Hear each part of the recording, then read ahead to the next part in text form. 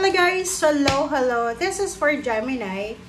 Gemini, welcome dito sa aking channel, Kapalaran 888. Welcome Gemini. Alamin natin kung anong messages, vibration, gabay, energy para sa lahat ng Gemini. This is general reading guys, so connect your intuition sa lahat ng barahan na lalabas dito. Okay. So, first card natin is Two of Cups, Gemini, and Four of Swords. So, mutual respect, love, equality, and, So, pwedeng yung iba sa inyo dyan, are you a Gemini na marami kayong mga pinagdadaanan na relationship drama, okay? Sa linggong ito, parang halimbawa last week, nag-away kayo ng karelasyon mo, ng asawa mo, ng kapamilya mo.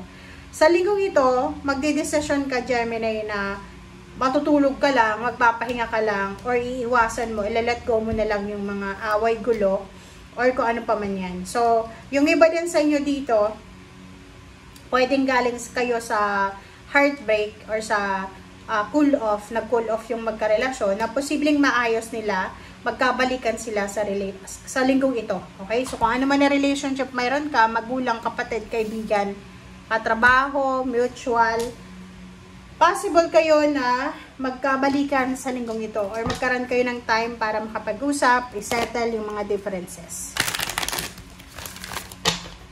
Alright, so Gemini.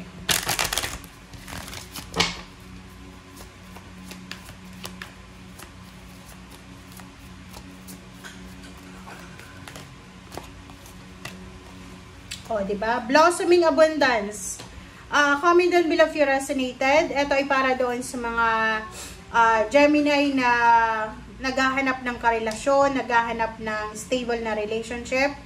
Sa linggong ito ay posibleng meron na uusbong na biyaya, pagpapala. It's either new job, new career, new friendship, new location, new source of inspiration, new knowledge, new confirmation or anything na bago na posibleng papasok sa buhay.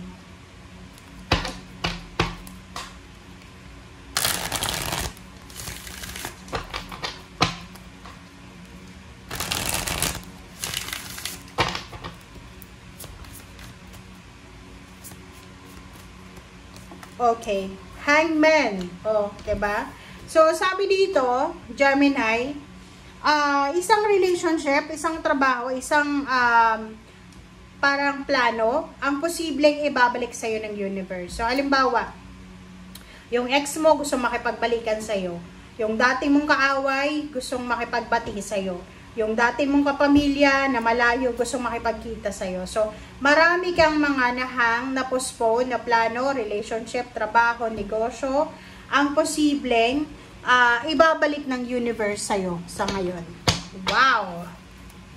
Okay, let's check, Gemini. Ano pa ba ang additional messages para sa inyo?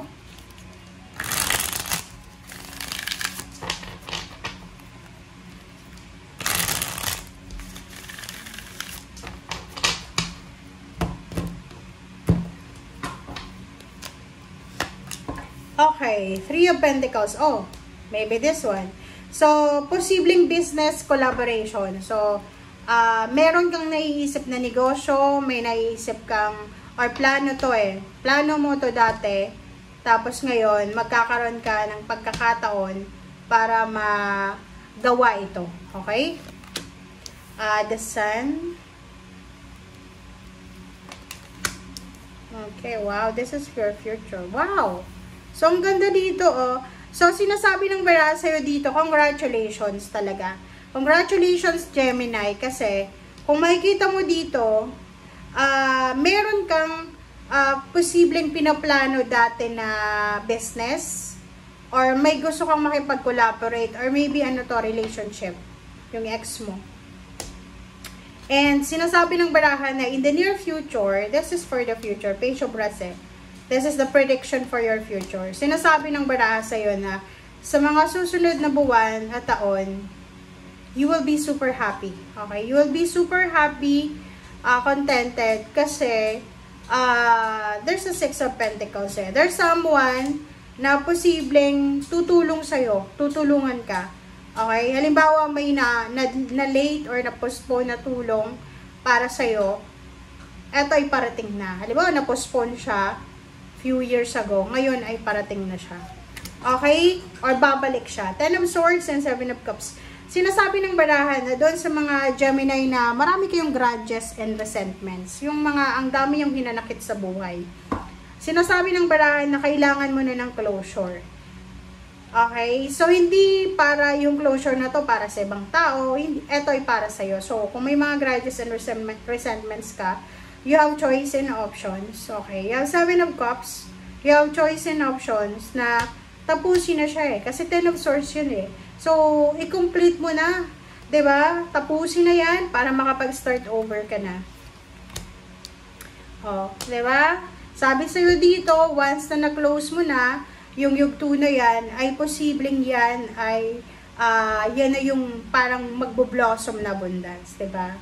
Like, halimbawa, may kaaway ka na ilang dekada na, you need to close the page na yan para makapagsimula ka na. Okay?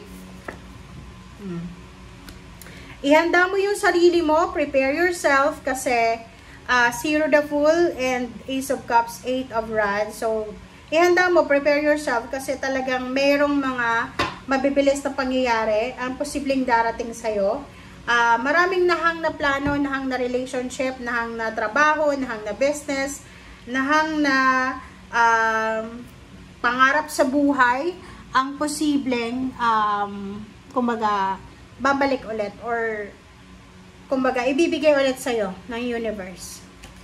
The devil is here. Sinasabi ng the devil sa'yo na huwag tayong padadala sa kung ano yung sinasabi ng mundo sa ngayon.